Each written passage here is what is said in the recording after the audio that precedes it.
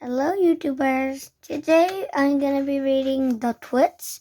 It's one of my very favorite book series, and my mom loves it too. And this is a very funny book which has monkeys and old peoples in it.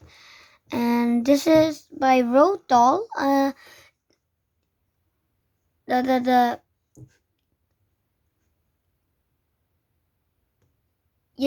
Yesterday I read The Witches. But it seemed pretty long and it's hard to understand. So I picked one of these Roald Dahl's book. I wanted to read that book. So I picked The Twits, illustrated by Quantum Light. Look at the picture.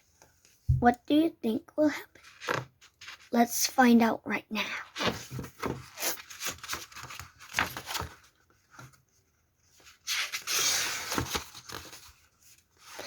Yeah, this is the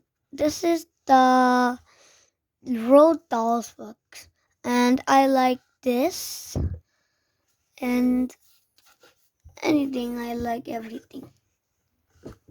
And I guess you remember I read SEO Trot, and I think maybe I read Fantastic Mr. Fox, or maybe later.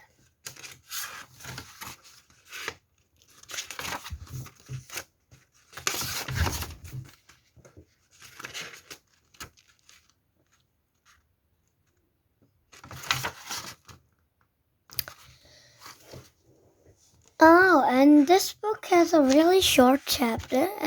This is the one chapter, and this is the second chapter. This is the third chapter, so it's easy to read. Okay, let's start. Chapter 1, Hairy Faces. Hairy faces. What a lot of hairy-faced men there are all around nowadays.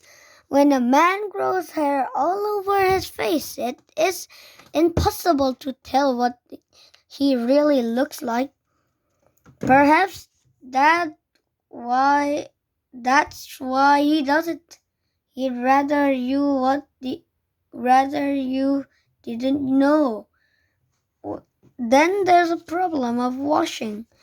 The very hairy ones wash their faces. It must be as big a job as when you and I wash the hair on our heads. So what I want to know is this. How often do all these hairy-faced men wash their faces? It is only once a week like us on Sunday nights. And do they shampoo it? Do they use a hairdryer? Do they rub hair tonic to stop their faces from getting bald? Do they go to the barber to have their hairy faces cut and trimmed? Or do they do it themselves in front of the bathroom mirror with nail scissors? I don't know. But next time you see a man with a hairy face, which will probably be soon as you step out onto the street, maybe you will look for him more closely and start wondering about some of these things. Chapter 2, Mr. Tweet. He is the character of the Twits book. He's the character of this Twits. I don't know really what the Twits mean, but it's his name. And Mrs. Twit.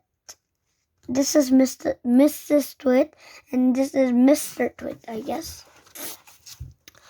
Okay, Chapter 2, Mr. Twit. Mr. Twit was one of these very hairy-faced men. The whole of his face, except for his forehead, his eyes and his nose, was covered with thick hair. The stuff even sprouted in revolting tufts out of his nostrils and ear holes. Mr. Twit felt his hairiness made him look terrifically wise and grand, but the truth he was neither of those things. Mr. Twit was a twit. He was born as a twit, and now at the age of 60, he was a bigger twit than ever. The hair on Mr. Twit's face didn't grow smooth and matted as it does on mostly hairy-faced man. It grew on spikes that stuck out straight like the bristles of a nail brush. And how often did Mr. Twit wash his bristly, nail brushy face of his? The answer is never, not even on Sundays. He hadn't washed it for years. Chapter 3, Dirty Beards. As you know, an ordinary unhairy face like yours and mine simply gets a bit smudgy if it doesn't wash very often, but there's nothing so awful about that. But a hairy face is a very different matter. Things chilling to chairs, especially food. Things like gravies go right to the among the hairs and stay there. And you and I can wipe our smooth faces with a washcloth, and we quickly look some more at last all right again. But the hairy man cannot do that. We can also, if we are careful, eat our meals without spreading food all over our faces. But not so as the hairy man. Watch carefully next time you see a hairy man eating his lunch, and you'll notice that even if he opens his mouth very wide, it is impossible for him to get a spoonful of beef stew or ice cream and chocolate sauce into it without leaving some of it in the hairs. Mr. Twit didn't even bother to open his mouth very wide when he ate as a result.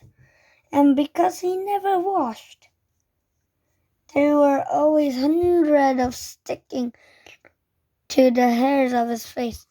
They weren't big bits, mind you, because he used to wipe those off with the back of his hand or on his sleeve while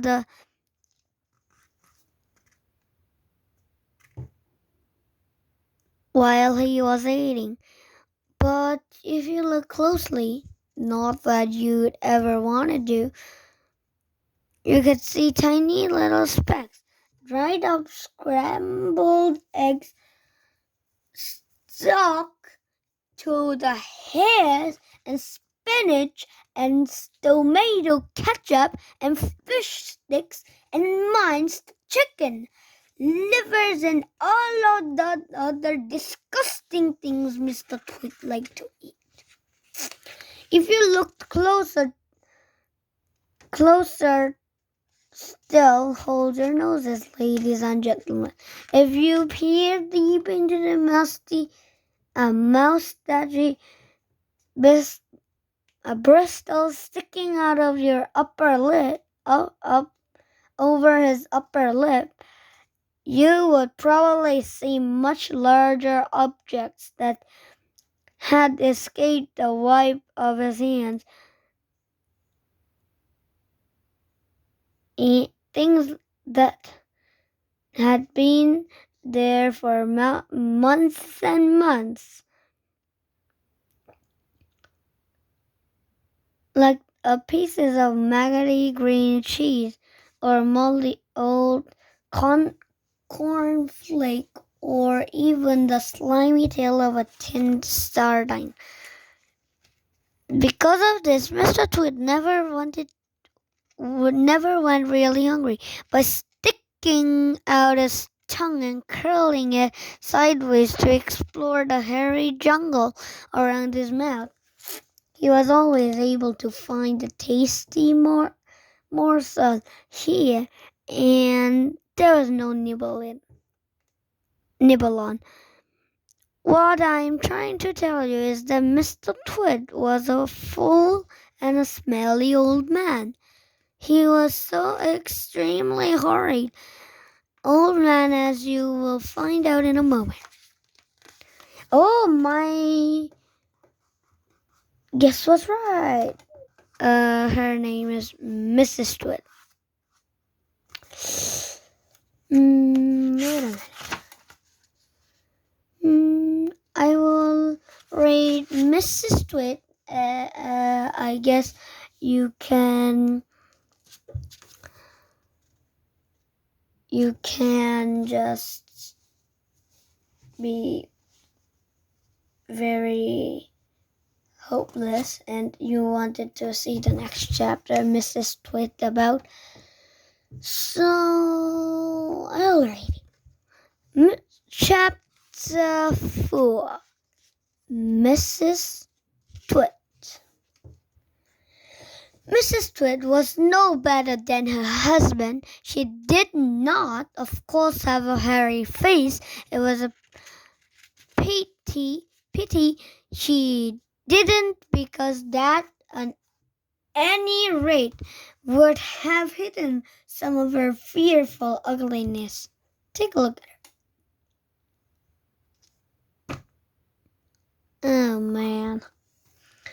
Have you ever seen a woman with an uglier face than that? I doubt it. Doubt it. But the funny thing is that Mrs. Tweed wasn't born ugly. She had quite a nice face when she was young. The ugliness had grown upon her year by year as she got older. Well, why would that happen? I'll tell you why. If a person has ugly thoughts, it began to show on their face. And when that person has ugly thoughts every day, every week, every year, and the face got uglier and uglier until it gets so ugly that you can hardly bear to look at. See? A person who has good thoughts cannot be ever ugly. You can have a wonky nose and a crooked mouth and a double chin and a stick out with teeth, but if you have good thoughts, they will shine out of your face like sunbeams and you will always look lovely. Nothing good shone out of Mrs. Tweed's face. In her right hand she carried a walking stick. She used to tell people that this was because she had warts growing on the sole of her left foot and walking was painful. But the real person she carried, the real reason that she carried a stick was that she couldn't hit things. She could hit things with it. Things like dogs and cats and small children. And there was the glass eye. Mrs. Tweed had a glass eye that always looking the other way. Now, I guess you enjoyed it. You looked at Mrs. Twit and Mr. Twit. I guess you loved it, and now I think I have to say bye-bye. And I think I'll see you tomorrow. Bye.